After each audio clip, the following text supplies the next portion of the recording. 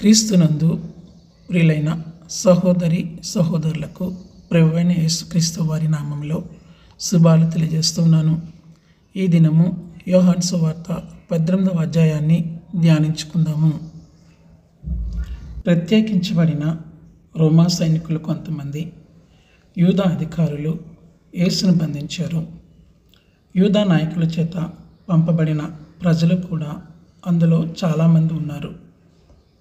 ఆయనను బంధించిన తర్వాత అనధికారికంగా ప్రశ్నించడానికి అన్న యొద్దకు తీసుకొని పోయారు. అన్న ఇంతకుముందు ప్రధాన యాజకుడిగా ఉన్నాడు. ఆ సమయంలో ప్రధాన యాజకుడిగా ఉన్న కయపకు అన్న మామగారు. ఇంతకుముందు అన్న ప్రధాన యాజకుడిగా ఉన్నాడు, కానీ రోమీయులు అతన్ని పదవులని తొలగించారు. అయితే యూదా ధర్మశాస్త్రం ప్రకారము ప్రధాన యాజకుడు ఆ ఉద్యోగం నందు తన జీవితకాలమంతా కొనసాగవచ్చు. కాబట్టి అనేక మంది యూదులు అన్నను ఇంకా ప్రధాన యాజకుడిగానే పిలిచేవారు. యూదా నాయకులు మొదట యేసును అన్న దగ్గరకు తీసుకొని వచ్చారు. ఎందుకంటే యూదా ధర్మశాస్త్రం ప్రకారము ఒక మనుష్యుని అదే రోజున ప్రశ్నించడము మరియు శిక్షించడము నియమము కాదు. ఒక మనుషునిపై తీర్పు విధించడానికి ప్రశ్నించిన మరుసటి దినమున వరకు ఆగాలి. కాబట్టి యూదులు అదనంగా మరొక రోజు ఆగడానికి ఇష్టపడలేదు. అందువలన యేసును అదే రాత్రి ప్రశ్నించడానికి అన్న దగ్గరకు ఉదయమున తీసుకొని వచ్చారు. ఆ విధంగా మరుసటి దినము చట్ట ప్రకారము ఆయనను యూదా మహాసభ అంటే అధికార మందిరము ముందర శిక్షించబడుటకు తీసుకొని వెళ్ళారు. ఇది చట్ట విరుద్ధము.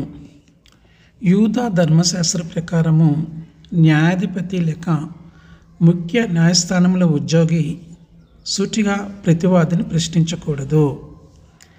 ప్రతివాదికి అనుకూలంగా మరియు వ్యతిరేకంగా సాక్షులను పిలిచి సాక్ష్యం ఇమ్మని చెప్పాల్సి ఉంది. అక్రమముగా అన్న ప్రశ్నించడం వలన యేసు ఆయన ప్రశ్నలకు సూటిగా జవాబు ఇవ్వలేదు. దానికి బదులుగా ఆయన తన బోధంతా బహిరంగ స్థలములలో జరిగినదని చెప్పారు. అనేకులు ఆయన బోధన విన్నారు. కాబట్టి ఆయన బోధన ఎవరు విన్నారో వారిని సాక్ష్యం ఇచ్చుటకు పిలిపించవలసి ఉన్నది. రహస్యంగా నేనేమీ మాట్లాడలేదు.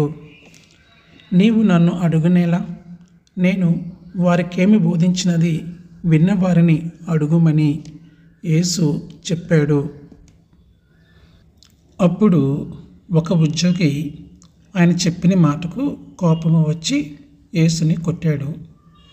యేసు ఆ ఉద్యోగితో తను చెప్పిన మాటలు ఇష్టం లేకపోతే అతడు యేసుకు విరుద్ధంగా సాక్ష్యం ఇవ్వాలి. ప్రతివాదిని కొట్టడము పూర్తిగా చట్టవిరుద్ధము. యేసును ప్రశ్నిస్తూ ఉంటే ఏమి ప్రయోజనం సాధించలేమని అన్న ఆయనను కయప దగ్గరకు పంపాడు. కయప ప్రధాన యాజకుడు. ఆ సమయంలో ఈ రెండు కూడికలు యూదుల దేవాలయంలో వేరు స్థలాల్లో జరిగినవి. రెండవ సాంప్రదాయక యూదుల మహాసభ కూటమి. కయప ప్రధాన యాజకుడు కాబట్టి దాని అధ్యక్షుడిగా ఉంటాడు. యేసు పిలాతు ముందు నిలుచుట. యేసు దేవదూషణ చేశాడని యూదా మహాసభ ఆయనకు మరణశిక్ష విధించిన తర్వాత పిలాతు అనబడు రోమా గవర్నరు అధికార మందిరమునకు యేసును తీసుకుని వెళ్ళారు. పస్కా పండుగ జరుగుచున్న వారము కాబట్టి యూదులు పిలాతు నగరిలో ప్రవేశించడానికి ఇష్టపడలేదు. ఎందుకంటే పిలాతు అన్యుడు. ఒక యూదుడు అన్యజనుని ఇంట ప్రవేశిస్తే అతడు 7 రోజులు అపవిత్రుడుగా ఉంటాడు. ఈ 7 రోజులలో అతడు మత సంబంధమైన పండుగలో పాల్గొనకూడదు. కాబట్టి యూదులు పిలాతు నగరం లోపలికి వెళితే వారు పస్కాను భుజించలేరు. అంటే పస్కా పండుగ వారంలో ముఖ్యమైన పస్కా భోజనమును భుజించగలిగి ఉండేవారు కాదు. ఇక్కడ ఒక విషయాన్ని మనం గమనించాలి. ఆచారంతో కూడిన అపవిత్రతను మానుకోవడం ముఖ్యమని భావించిన యూదులు ఒక నిర్దోషిని కూని చేయడం మానుకోవాలని తలంచకపోవడము గమనించదగ్గ విషయము. వారు తమ దేహాలను శుద్ధిగా ఉంచుకున్నారు కానీ వారి హృదయములు అపవిత్రంగా ఉన్నవి. యూదా నాయకులు పిలాతు నగరిలో ప్రవేశింపలేనందువలన పిలాతు బయటకు వచ్చాడు. ఆయన యూదులను సంతోషపెట్టాలని కోరుకున్నాడు. ఏ రాష్ట్రములకు ఆయన గవర్నర్గా ఉన్నాడో అక్కడ శాంతి ఉండాలని ఆశించాడు. యేసు మీద ఏ నేరం ఉన్నదని యూదులను అడిగాడు. దేవదూషణ నిమిత్తము యూదులు యేసును శిక్షించారు. అయితే వారు మోపిన నేరము పిలాతుకు అర్థం లేనిదిగా ఉన్నది. అది స్థానిక యూదుల మత సంబంధమైన సమస్య. రోమా దేశస్థులు సాధారణంగా మత సంబంధమైన వ్యవహారాలలో జోక్యము చేసుకోరు. వారు రాజకీయ విషయాలను మరియు సైన్యమునకు సంబంధించిన విషయములను మరియు శాంతి నెలకొల్పుటలోనే మాత్రమే మనసు పెట్టేవారు. కాబట్టి మొదట్లో యూదులు పిలాతును సూటిగా జవాబు ఇవ్వలేదు. రోమా దేశ చట్టము క్రింద మరణశిక్ష విధించినంత నేరము యేసుపైన వారు నిరూపించలేకపోయారు. అయినను పిలాతు యేసును మరణశిక్ష విధించడమే ముఖ్య కోరిక, యూదుల ముఖ్య కోరిక. కాబట్టి వారు పిలాతుతో నేరారోపణలేమి అని నీవు అడగనవసరం లేదు. నిశ్చయముగా యేసు నేరస్తుడని నమ్మవచ్చు. అలా కాకపోతే యేసుని మీ దగ్గరకు తీసుకుని వచ్చేవారం కాము. మా తీర్పును అంగీకరించుము అని చెప్పారు. యూదుల కోరిక ప్రకారము పిలాతు సైనికులు యేసును బంధించడంలో సహాయపడినారు. అప్పుడు వారి ఇష్టము మేరకు పిలాతు తీర్పు కూడా తీర్చాలని కోరారు. యేసుకు వ్యతిరేకంగా చేసిన ఆరోపణ మత సంబంధమైనదని పిలాతుకు తెలుసు. కాబట్టి మొదట్లో ఈ ఫిర్యాదుపై తీర్పు తీర్చడానికి నిరాకరించాడు. అయితే యూదులు రోమా దేశ చట్టాల ప్రకారము యేసు శిక్ష అమలు జరపమని కోరారు. రోమా అధికారులకు మాత్రమే నేరస్తుల మీద శిక్ష అమలు జరిపే అధికారం ఉన్నది. యూదులు యేసును పిలాతు దగ్గరికి తీసుకుని రావడంలో మరొక ఉద్దేశం కూడా ఉంది. వారు యేసును సిలువ వేసి చంపాలని కోరుకున్నారు. రోమా దేశ ప్రజలు చంపు పద్ధతి సిలువ వేసి నేరస్తులను చంపుతారు, కానీ రాళ్ళు రువ్వి చంపడం కాదు. యూదుల పద్ధతి రాళ్ళు రువ్వి చంపుతారు. పాత నిబంధనలో ఈ విధంగా వ్రాసినది: వ్రలాడదీయబడినవాడు దేవునికి శాపగ్రస్తుడు. ద్వితీయోపదేశ కాండము 21వ అధ్యాయము 23వ వచనంలో. శిక్షింపబడిన నేరస్తుని చంపబడుటకు అప్పగించిన తర్వాత అతని శరీరమును చెట్టుకు వ్రలాడదీసేవారు. ఆ భయంకర దృశ్యము హెచ్చరికగా ఉండేలాగా ఆ విధంగా చేసేవారు. యూదుల దృష్టిలో అవమానం పొందినట్లు యేసును సిలువపై వ్రలాడదీయాలని కోరుకున్నారు. అయితే రోమా దేశస్థులకు మాత్రమే నేరస్తులను సిలువ వేయగలరు. కాబట్టి యూదులు యేసును పిలాతు దగ్గరకు తీసుకొని రావటంలో ఇది మరో కారణము. ఇక్కడ యోహాను గారు ఇంకొక కారణాన్ని మనకు చెబుతున్నారు. దేవుని కారణము. యేసు ఎందుకు సిలువపై వేలాడదీయబడాలి? యేసు ఎటువంటి మరణం మరణించాలనేది ఆయన ప్రవచనం నెరవేర్చడానికి ఈ విధంగా చేయబడింది. కాబట్టి ఇలాంటి సమయంలో యూదులు ఒక ప్రత్యేకమైన ఆరోపణ యేసుపై తీసుకుని రావడానికి నిర్ణయించారు. అదేమంటే యూదులకు రాజగుటకు యేసు ప్రయత్నించాడు. పిలాతు అటువంటి ఆరోపణను పరిశీలించవలసి ఉన్నది.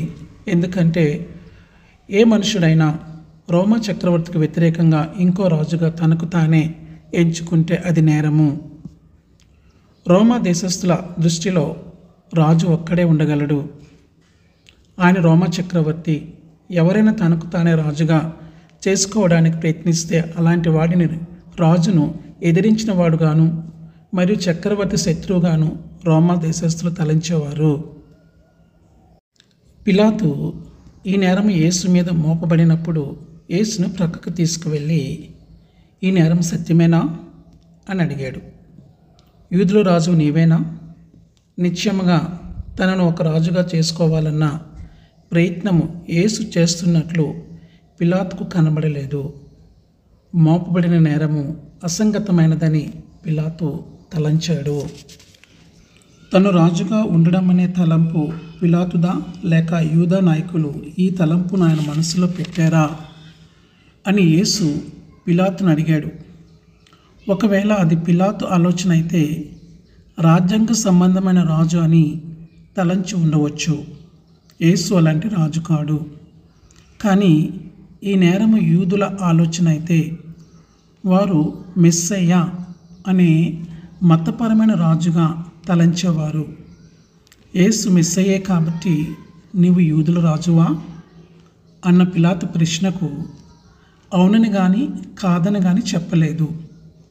ఎందుకంటే పిలాతు ఎటువంటి రాజును గూర్చి అడుగుతున్నాడో అని దానిపై యేసు జవాబు ఆధారపడి ఉన్నది. అందుకు పిలాతు యేసుకు, నేను యూదుడనా ఏమి? నేను ఈ విధంగా ఎందుకు తలంచాలి? ఈ తలంపు మీ నాయకుల నుండే వచ్చినది అని జవాబిచ్చాడు. యూదా నాయకులు ఆయనపై ఇంత కోపపడడానికి యేసు ఏమి చేశాడని పిలాతు ఆశ్చర్యపోయాడు. యేసు రోమా చట్టంను ధిక్కరించలేదని దృఢపరచుకోవలసి ఉన్నది కనుక నీవేమి చేస్తావని యేసును అడిగాడు. యేసు, నా రాజ్యము ఈ లోక సంబంధమైనది కాదు అని జవాబిచ్చాడు. నేను రాజును అని ఆయన ఒప్పుకున్నాడు. అయితే పిలాతు ఆలోచించిన రాజు వంటి వాడు కాడు. ఆయన ఈలోక రాజు అయితే భూలోక రాజులు చేసేటట్లు సైన్యంతో రోమా దేశస్థులపై యుద్ధం ఆడేవాడు. అయితే ఆయన రాజ్యము ఆత్మీయ రాజ్యము, ఈ లోక రాజ్యము కాదు. యుద్ధము చేయుటకు ఈ లోక సంబంధమైన యుద్ధ పరికరాలు ఆయనకు అవసరం లేదు. దేవుని రాజ్యమే యేసు రాజ్యము. ఈ లోక సంబంధమైన యూదుల రాజు అని పిలాతు ఊహించుట అవివేకము. యూదులు వారి రాజును పట్టుకొని చంపడానికి ప్రయత్నిస్తారా? అలా కానే కాదు. అప్పుడు పిలాతు, నీవు రాజువా అని అడిగాడు. యేసు జవాబిస్తూ, నీవు అన్నట్లు నేను రాజునే అన్నాడు. నిజంగా యేసు ఒక రాజు. ఆయన రోమా సామ్రాజ్యం కన్నా గొప్ప రాజ్యమునకు రాజు. వాస్తవంగా ఈ రాజ్యమును గూర్చి సాక్ష్యం ఇచ్చుటకు యేసు ఈ లోకమునకు దేవుని చేత పంపబడినాడు. దేవుని రాజ్యము సత్యరాజ్యము. ఈ రాజ్యం ఒక్కటే కలకాలము నిలిచి ఉంటుంది. ఈ సత్యమును గూర్చి సాక్ష్యం ఇచ్చుటకు యేసు వచ్చాడు. ఎవరైనా సత్య సంబంధులైతే అనగా సత్యం వైపు ఉన్నవారైతే యేసు మాటలు విని ఆయన యందు విశ్వాసం ఉంచుతారు. స్నేహితులారా, ఇక్కడ ప్రాముఖ్యమైన విషయాన్ని మనం గ్రహించాలి. అదేంటంటే సత్యం అంటే ఏమిటి అని పిలాతు ప్రభువైన యేసుక్రీస్తు వారిని అడుగుతున్నాడు. సత్యం అంటే ఏమిటి? ఒకడు సత్యముని ఏ విధంగా తెలుసుకొనగలడు అని పిలాతు ప్రభువైన యేసుక్రీస్తు వారి నుండి జవాబును ఆశిస్తూ ఉన్నాడు. మనుషుడు ఒకడు చెబుతాడు, మరి ఒక మనుషుడు వేరే విధంగా చెప్తాడు. కానీ సత్యం అంటే ఏమిటి అని ఎవరు చెప్పగలరు? ప్రభువైన యేసుక్రీస్తు వారు ఈ సత్యానికి జవాబు చెప్పగలరు. ఎందుకంటే యేసే సత్యమై ఉన్నాడు. ఆయన కృప సత్య సంపూర్ణుడు. దేవుని మాటలను ఆయన మాట్లాడినాడు. ఏవైతే దేవుని మాటలు అదే సత్యము. అవిశ్వాసి ఇలాగ చెప్తున్నాడు, నేను సత్యమును ఎరుగను గనుక దేవుని మాటలను అంగీకరించను. అయితే ప్రభువైన యేసుక్రీస్తు వారు అంటున్నారు, నా యందు విశ్వాసం ఉంచుము, అప్పుడు మీరు సత్యమును గ్రహించెదరు అని అంటూ ఉన్నాడు. యేసును ప్రశ్నించుట ద్వారా సత్యమును నేర్చుకోవచ్చని పిలాతు తలంచలేదు. కాబట్టి ఆయన సంభాషణ నిలిపివేశాడు. యేసు ఏ తప్పు చేయలేదని ఆయన నిర్దోషని నిర్ణయించుకున్నాడు. అతని యందు ఏ దోషమును నాకు కనబడలేదని బయటనున్న యూదుల సమూహముతో చెప్పాడు. అప్పుడు పిలాతు యేసుని విడుదల చేయుటకు సూచించాడు. యూదులతో స్నేహమునకు గుర్తుగా రోమా గవర్నరు ఒక యూదా బందీని విడుదల చేయుట పస్కా పండుగలో ఒక ఆచారము. అయితే ప్రధాన యాజకుడు ప్రభావం కిందనున్న జనసమూహము యేసుకు బదులుగా వేరొక బందీ అయిన బరబ్బాను విడుదల చేయమని అడిగారు. బరబ్బా తిరుగుబాటులో పాల్గొన్నాడని, బరబ్బా రోమా సామ్రాజ్యంలో తిరుగుబాటు చేశాడని అందరికీ తెలుసు. రోమిలికి కూడా ఈ విషయము తెలిసి ఉన్నది. అతడు యూదా ప్రజలలో బహుశా ప్రసిద్ధి చెందినవాడై ఉండవచ్చు. బరబ్బాను విడుదల చేయండి, యేసును సిలువ వేయండి అని పిలాతుతో యూదులు గట్టిగా అన్నారు. దేవుని కుమారుని బందిపోటు దొంగ క్రింద ఎంచారు. స్నేహితులారా, ఇక్కడ విచారించదగ్గ విషయం ఏమిటంటే, యూదులు ఎంత అబద్ధికులో, ఎంత వేషధారులో మనము ఆలోచించాలి. యేసుపై అన్యాయంగా ఏ నేరమును మోపారో అదే నేరము చేసిన వానిని, అనగా రోమా చక్రవర్తిపై నిజంగా తిరుగుబాటు చేసిన వానిని విడుదల చేయమని గట్టిగా అడిగారు.